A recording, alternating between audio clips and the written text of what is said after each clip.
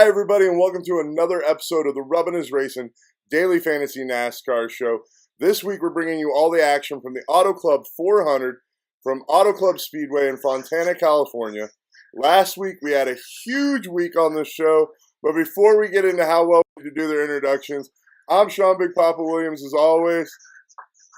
I'm Jamie, the Lear Jet Lear. And I'm Adrian Woodruff.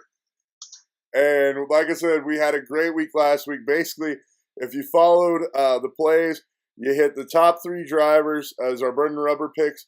You got the top three value plays from our value plays, and all three of our going to the garage picks were guys you did not want on your roster. Everybody made pretty much 5x their investment, right, boys? Oh yeah, that's right. And Adrian actually tied for first between 9 people in the giant $3 GPP. So great job there. I had 9th in a couple of contests and stuff like that. Some good scores put up this week. Hopefully more action. And to get there, hopefully making us all money. Lear, give us that track breakdown this week, man. All right, boys. Good to be with you for another week. Next week we're taking a break for Easter, so let's get it done this week. This week it's the Auto Club 400 coming to you from Fontana. Wow, Lear. Fontana. There we go. You can cut all this out. I'm going to leave it. Okay. Fontana, California, Auto Club Speedway. The track is 2 miles in length. It's 200 laps to complete the race. It's a D-shaped oval low bank track. It's made with asphalt. Turns are 14 degrees, 11 degrees on the front stretch, and 3 degrees on the back stretch. This D oval-shaped track is part of the larger tracks that they do run here on the Sprint Cup circuit, and has some really exciting racing going on as NASCAR continues their West Coast tour. This track has very, very many grooves. There's so many grooves here. They can get even, and it's really, really wide, so they can get 3, 4, possibly some wide. So basically, with this track and the way that it breaks down, it's the lap sled is going to be less of a premium this week, and place differential is going to take place as a more crucial part of your game for your GPPs. NASCAR started racing here at the Auto Club Speedway in 1997. Interesting fact for this track, Chevy has won here 6 out of the last 10 times, with Jimmy Johnson winning 3 of those races. But Chevy has not won here actually since 2012. Keselowski won the race last year for Penske. And also something interesting, Penske was one of the actual creators behind the Auto Club Speedway when he partnered with Kaiser Steel Mill to build the track on their abandoned land in 1994. The race is going to be Sunday, March the 20th at 3:30 p.m. Eastern on Fox. Weather, going to be another gorgeous day for a race. The California weather, 80 degrees, mostly sunny. And again, boys, 0% chance of precipitation this week, with winds southwest at 10 miles an hour, according to weather.com. Nice weather so far for this hashtag NASCAR Goes West swing that we've been doing here on the circuit so far. So let's get it done, boys. Imagine that 80-degree weather in Southern California. It's a rarity. With that said, I think it's time to get into our picks for the week. And it's time for the Burn and Rubber segment. Lear? Burn and rubber, baby! Apparently the kids are away from home. All right, Adrian, start us off, brother, with your Burn and Rubber pick this week. I think I know who it's going to be. All right, my Burn and Rubber pick this week, guys. Some call him Superman. Others call him Jimmy Johnson. He started from the 19th position today. He started from the 19th position earlier this year when he won Atlanta. That not only proves that there's a little bit of superstition there, but it also proves that 19th isn't going to hold him back from winning the race. He has a huge opportunity for place differential. And he's one of the guys that he knows how to get it done here. He has 5 career wins, leading all active drivers. And Auto Club Speedway has an average start of 9.5 and an average finish of 6.75. And a really crazy stat that I found about Jimmy Johnson. In 12 of his 21 Auto Club starts, he has a podium finish. First, second, or third in 12 of his 21 starts here. And then 15 top 10s and 21 starts. I don't really think I need to say more. Jimmy Johnson has the best looking paint scheme I've ever seen on a race car this weekend.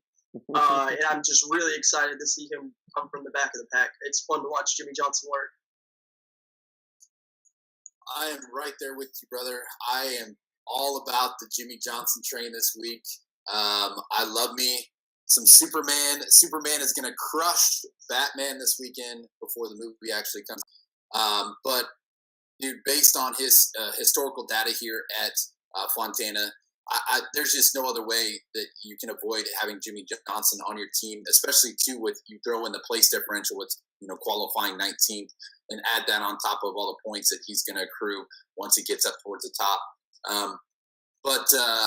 I mean, based off of, like we talked about already, he's completed 100% of all of his laps that he's raced here at Fontana, which is 4,899 laps. He's completed 100% of those, leading 955 laps and 21 starts. 0 DNFs. So I just can't, I cannot afford to not have Jimmy Johnson on my lineups this week. Yeah, I think the ultimate question this week, guys, is to Jimmy or not to Jimmy. And you're going to, I think the smart player, Jimmy's at least 75% of the time, if not more, on this track with his track history. I mean, when you're looking at a guy that 71% of the time he races at this track, he finishes in the top 10 at least, that's just money, and it should print you money from the DFS perspective. I think you have to have Jimmy Johnson on your lineups, and to be honest, it was a starting point for me basically on a lot of lineups. Yeah. All right, Lear, who's your pick this week to burn some rubber? My burning rubber pick, boys, this week is one Kyle Rowdy Busch in the number 18 Toyota for JGR. Busch has won the last 2 races here at the Auto Club. He has 3 total wins here. With his last 4 races, he started 8th, 2nd, 4th, and 14th.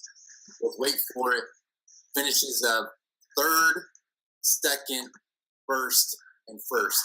It doesn't get much better than that. Kyle just dominated this track recently, and his winless streak so far in 2016.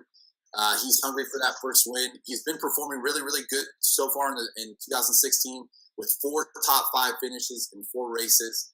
He's tied right now with Harvick for the driver's points lead.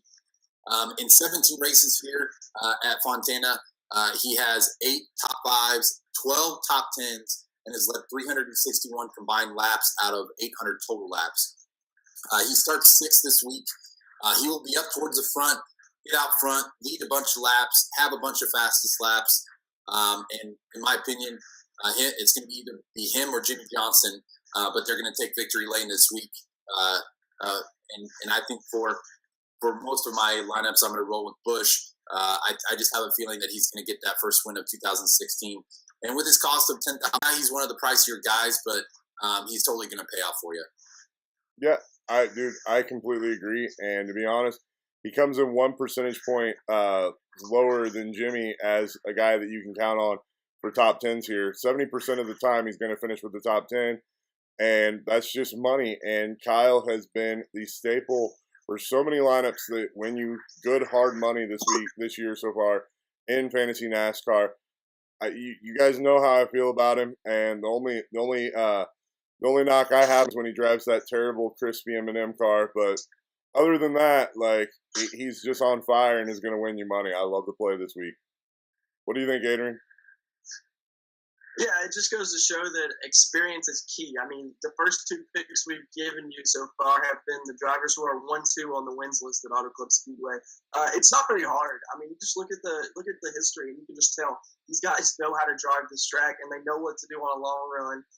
Their team is going to know what to do to keep them in the race all day long, and they're just solid drivers. I mean, championship winning drivers. So you can't go wrong with Kyle Busch. Back-to-back wins in 2013, 2014. I mean, Kyle Busch is the man. Yeah, I love it. Yeah, and I think that transitions well into my pick for my burning rubber play. And my guy's another part of Team JGR, should surprise no one. And I'm rolling with Cousin Carl again this week, man. 9,100. He's criminally underpriced for his track history here. Team JGR screams consistency. And nice, Adrian. And you guys you know how much I love Team JGR and how well they show up for people in the money in these tournaments. He's on fire. He's won here. He has 8 top 5s, 14 top 10s in 18 races. He, Jimmy, and Kyle are what I like to call the best of Fontana. At his clip, you can count on him. You can count on him being in the top 10 77% of the time in his track history. He actually grades out even better than Jimmy and Kyle in guaranteed top 10 finish percentage. I just think that it's a sure thing, and I love actually starting my core with those 3 guys. What do you guys think? Adrian? Yeah, I mean, when I was starting my lineup up this week, I was kind of glanced through the stats for all the drivers, and I'll try to compile a few stats for as many drivers as I can. Carl Edwards had a stat that blew me away. In he has 18 starts at Auto Club. He's finished in the top 10 in all but 3. That is crazy. Like, drivers have bad races, and you think it affects them, but not Carl. He just seems to really like this track. He has an average start of 18.1 and an average finish of 8.78. Mm-hmm. That's like 10 points of place differential right there is an average. So Carl has not disappointed us, in the past. I don't see him disappointing us in the future. What are your thoughts? Yeah, as far as that goes, I do as well like Carl Edwards this week. Just hard to go away from him from the stats that he has here. But the crazy part, boys, is he's $9,100, which is 8th or 9th down on the list as far as DraftKings pricing is concerned. And I still think, even though we talked about it last week, he's going to go under owned, and I just don't know why. So I definitely think you got to put him on your lineups because he's starting up there in the when is he starting? Starting 5th. So I mean, he's going to be right up there to go up to the front, lead some laps, have some fastest laps. But like last week, he started it and he finished 2nd, but he accrued a lot of good points. So I think it's the same situation here with Carl Edwards. And at that price point, you literally cannot get one of the top guys for that kind of money. So I'm all over it as well. Well, and he and Rowdy are starting side by side, and we've seen when they get next to each other, they like to work up to the front, and they send a run there the entire race, and that's why I just like pairing them together. The crazy part too about that as well is they are teammates and they're going to share information, but their qualifying run was 0.010 difference between the 2 of them. So. That's very similar, and they should be running together for quite a bit of the time. Yep. With that said, I think that wraps up the Bird and Rubber segment. I think that transitions us nicely into value. And we're going to let Adrian kick us off the value segment. He was on fire last week with the value. Who are we value buying this week? This week, we're kind of going something of the same vein. We're going to rock the number 14 car. Vickers is the wheel man. Last week, Ty Dillon got it done for us. Brian Vickers is someone we're going to target this week. He's the cheapest driver on the board at $5,400. He starts 24th, so that's exactly where I wanted him to qualify. Mm-hmm. I think that's. I mean, he's just one of those safe, smart drivers. He has top 15s in 10 of his 15 Auto Club starts. He has 0 career DNFs here. He has top 10s in his 2 previous races here. And he's just, as smart as salary relief can get. Mm-hmm. If you're dipping that low, Brian Vickers should just jump off the page when you see his name sitting right there. He helps you get so many awesome teams together.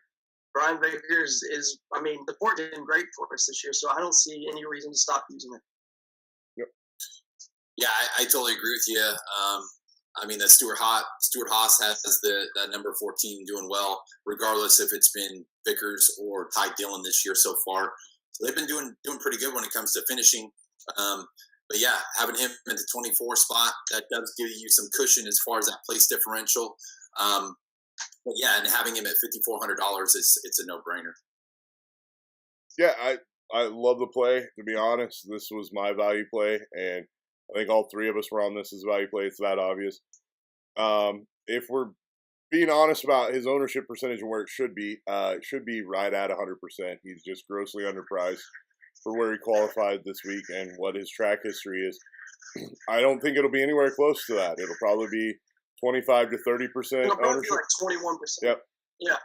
And I think you're going to be able to take advantage of people that tried to save money elsewhere or spent money that they shouldn't have, and don't have the elite drivers that you can easily plug and play if you throw Vickers in your lineup. So that's my theory there. Lear, who's your guy for some value this week?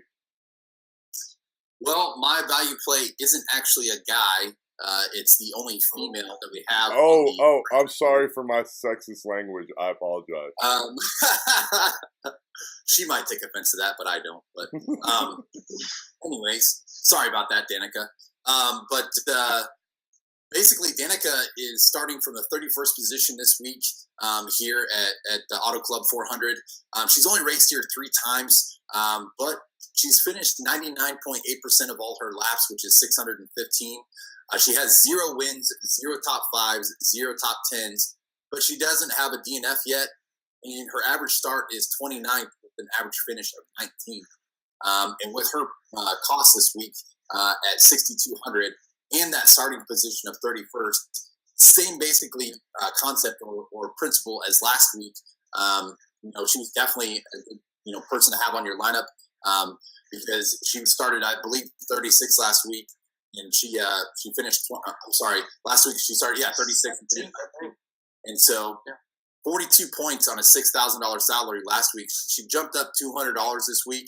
But I mean, to get 40 some points out of your driver, she's definitely with the equipment. RCR. I'm sorry, not RCR. Stuart Haas. She definitely has the equipment to move up into the top 20s there, and also even have a finish in the late teens. So Danica Patrick is my sleeper pick this week. Yeah, I honestly don't think I have a problem with it. I haven't gone there because she's at a unique salary position for me this week. I find myself excuse me, guys. I find myself spinning down so I can get another stud in my lineup instead of sitting in that middle range. What do you think, Adrian? Danica Patrick did wonders for me last week. She scored 42 DraftKings points last week, and that is awesome at 6,000. Her price was last week. They jumped it up $200, so she's 6,200 this week. But I won't say Danica's a safe play. She's definitely that you need to roster and understand the risk that comes with rostering her. But she's pay off for you, and she's in awesome equipment starting in the 30th position. So Danica's a good play this week, in my opinion. Yeah, and I think that transitions us well into my risky value play, and I'm gonna roll with Austin Dillon again, kids. And here's why. I know you're probably sighing a little bit, qualifying 1, going 1-1, but I just let's start off with the fact that he's $6,700, and that is the cheapest you were probably ever going to get a pole sitter for the 2016 NASCAR season. And they just have not adjusted Austin Dillon's price. If we took away Austin's name and I told you that a driver this season so far had finished 9th, 11th, 10th, and 9th, you'd be really impressed with that. And then if I told you it was one of the hottest up-and-comers on the NASCAR circuit, you'd be like, that guy is due for a win sometime soon. And I think that it may come this week, and he may go 1-1. And I think what you're getting here is a unique ownership percentage. I don't think a lot of people are going to be on him afraid that he overqualified. Now, it's a very risky proposition, but I think that you're going to be low owned on an island and really enjoy owning Austin Dillon this weekend, especially at 6,700. What are your guys' thoughts, Adrian? Austin Dillon has really impressed me so far this season. He's just been so consistent, and Slugger Labby I think they've really hit on something that's really worked. Those two. Listening to Slow talk in the first bracket, 3 setups to the track with, and they've just alternated between, they're all just about the same, just between the shocks and the springs. They change it. And Austin's getting really familiar with the car, and they're working really well together. And like you said, Austin is going to be a risky play because he has so much potential to fall backwards. But if Austin can get out and lead any amount of laps, which I think he can, he's got a really, really fast American ethanol Chevrolet this weekend. Austin Dillon is going to be very fast. There are your thoughts? Why am I not surprised that you are on the Austin Dillon train? I think regardless of the week, you're either on Austin Dillon for your burning rubber, he's either your sneaky play, or he was my going to the garage once, I think. But always talking about Austin Dillon on this show, so you're welcome, Austin Dillon. Anyways, I definitely like Austin Dillon this week. I mean, at that price point, I mean, you're not going to get, like you said, one of the a driver at that potential to lead, quite a bit of laps, and then also have the chance to have some fastest laps, and then also take home the win. So I'm not going to be all completely 100% in on Austin Dillon this week.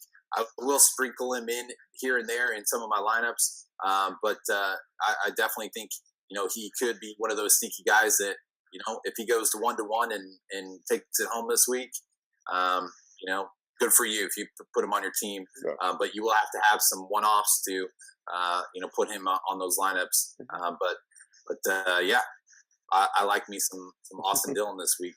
Go Maverick. Guys, I'll make you a deal. Like, the second they adjust Austin Dillon's prices to reflect who he is as a driver and how well he's driving, I will leave him off of these value playlists. But until that day, and until people start owning him at the clip that he deserves to be owned at for how many points he's getting us, right? Dude, I will keep plugging Austin Dillon away and keep telling everyone to play him until people listen to me, or until I'm wrong with it. So I think it's time for the Going to the Garage segment, where we get to talk a little bit of trash on either the drivers, their cars, their track history, so just some trash talking.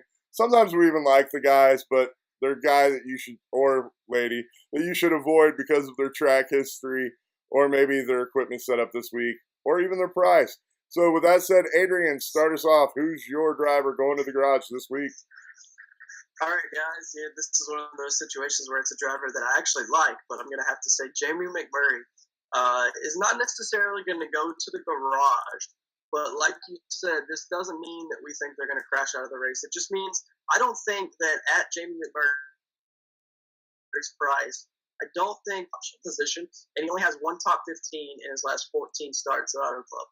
He hasn't had a top 15 here since he raced with Ralph Spinway race, and that's just, I don't know, that's a long time ago. Eons ago. It's a ago. lot different. Yeah, it just doesn't seem like it's going to pay off to me. What do you think, guys? Yeah, I mean, as far as Jamie Mack is concerned, he's got 20 starts here. He's only got 3 top 5s, 6 top 10s. He only has 57 laps led in his career here. But, with him starting at the, I believe it's the 11th position? 10th position. I think he's just got one direction to go from here. And I don't know, he's just an average driver. He's just not impressive. And I just, at that price point too, at 7,400, I would much rather either pay up a little bit more for some other drivers or take the ladder down and pick somebody else. But at his price point, he's just not somebody I'm targeting. Yeah, Lear just said it for me. I either pay up or pay down. He's in that no man's land that I don't want to deal with. And so I find myself looking elsewhere. Lear, who's your driver going to the garage this week?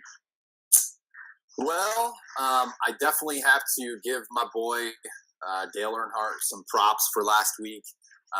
He was the second in points. He was my burning rubber guy. So I definitely had to have him on your team if you wanted to take home some money last week. But unfortunately, he goes from the top of the burning rubber down to the bottom of the barrel this week. I'm sorry, Dale. I still love you, but unfortunately, I don't think that Dale's going to have a good week. Based off of what he's done here historically, he has 23 starts. He has 0 wins. He's never won here. 5 top 10s and 5 top 5s and 7 top 10s. He's got 5 DNFs, so he hasn't finished the race 5 times. Average start is 19.4 with average finish of 19. So basically, starting where he qualifies at, he's qualified pretty late for this race at the 27th position. At his price point, which is $9,600, I just know. I don't know, boys. I just have this really gut feeling that something's going to happen this week, and he really is not going to pay off. Basically, either he's going to crash or he's only going to finish like 21st, 22nd, and not really be up at the front at all, and not finish up at the front this week. So, my recommendation, if you're listening, stay away from Dale Earnhardt Jr. this week. These two other guys are going to tell you something different, but I promise you, it's going to be on video. Stay away from Dale Earnhardt Jr. All right. Y'all know how I feel about Junior. He's always overowned. But I just don't know that you can. I'm sorry. Let me get into this too. I forgot to mention. And with his finish of last week and being the second highest guy in points last week, that's only going to increase his owner's percentage based off of what people saw from him last week. Okay, go ahead, Papa. All right. With that said, his starting position is too far back for the kind of driver he is at this track. Like, I understand it. Like, I understand he's pricier than what I want him to be. Last week, if you didn't have him, you weren't winning. Like, you were right outside the winning group like I was. Like, because I went the other route and left him off of lineups. I'll throw him on at least a couple this week. I don't think you can fade him, and I don't know that I don't think your justifications for fading him are right. Last week you wanted to play him for the exact same reason that he's a play this week, Lear. Like, other than your gut. It's a different track, Papa. This is a 2-mile track versus a mile track. I understand He's really good at the short tracks. These bigger tracks, I mean, the restrictor plate races, he's a good restrictor plate racer. But these bigger tracks, he just doesn't have the success here. Yeah, except that he has success at big tracks. I don't know. We're just gonna have to agree to disagree, bro. I appreciate it. I like Junior this week, and if NASCAR.com would have got their stuff together, I'd be wearing the Junior Batman hat. But apparently, they don't want to send it to you before the movie's out. Anyway, Adrian, what are your thoughts on Junior this week, man? Yeah, I mean, you two going back and forth right there. This is what this is all about. You know, like we'll just have a pick, and we want to discuss it. And, you know, explain to people why you think that's a certain pick or why you don't think that that's a good pick. This week I've got to disagree with Jamie. I love Dale Earnhardt Jr. He is not going to say he's one of those drivers going to go up there and lead laps like Kyle Busch and Jimmy Johnson. He's definitely going to lose the superhero battle this weekend.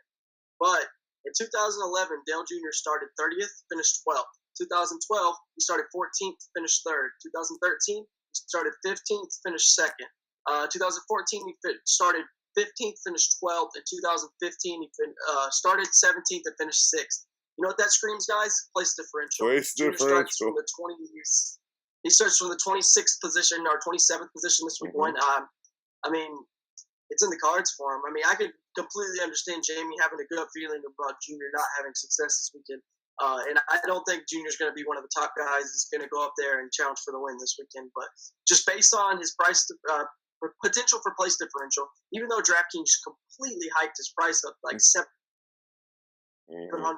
from where it was last. Yeah, I like Junior.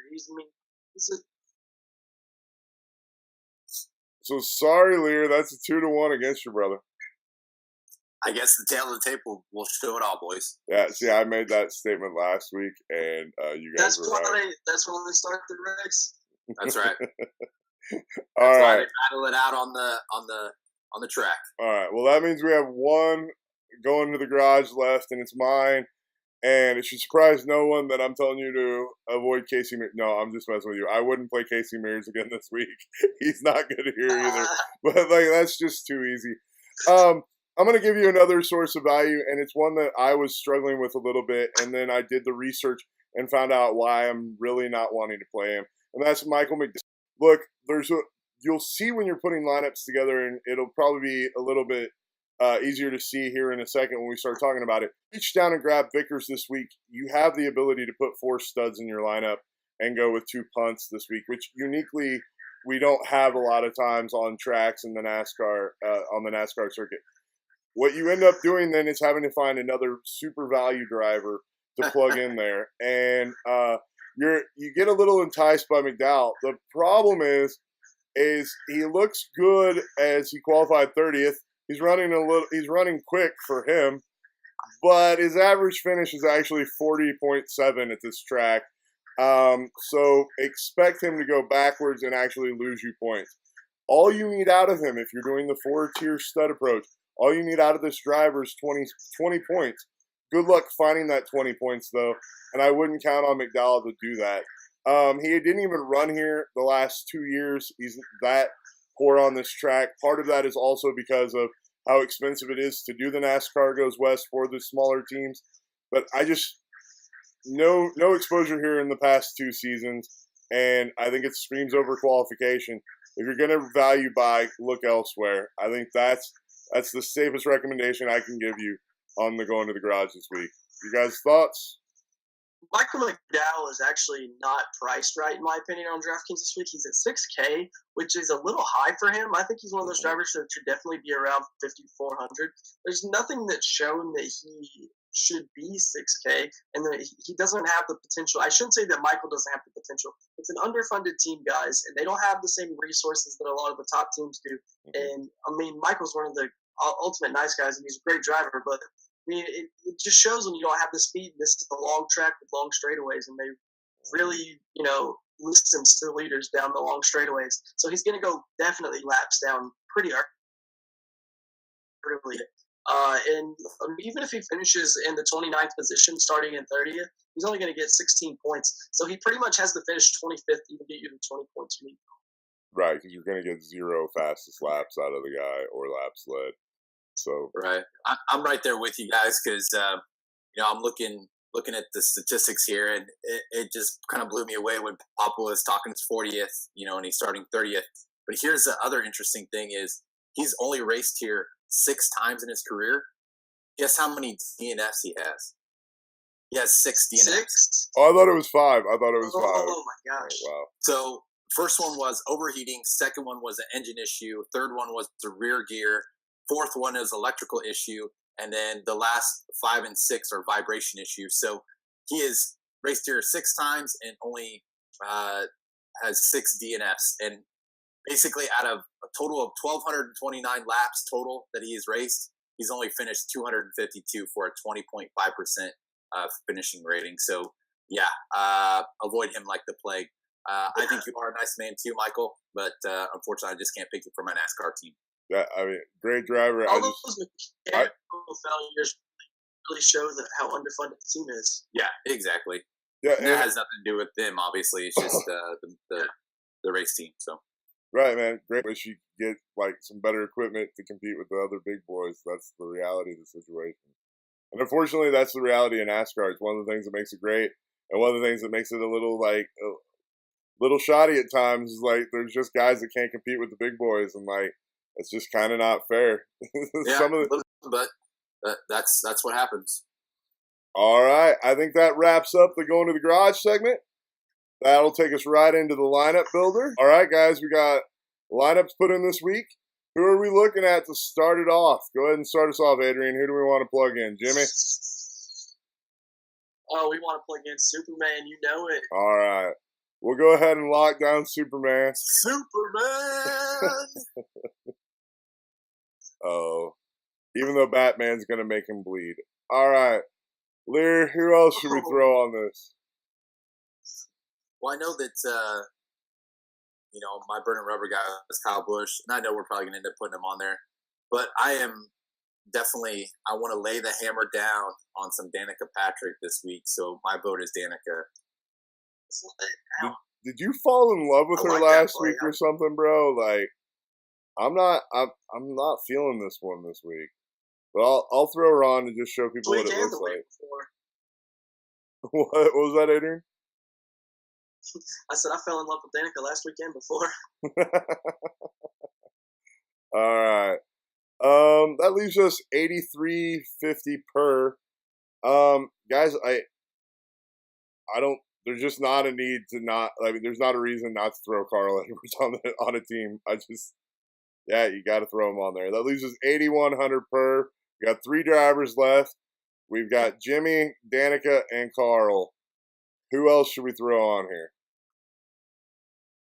Let me take a quick look at this real quick.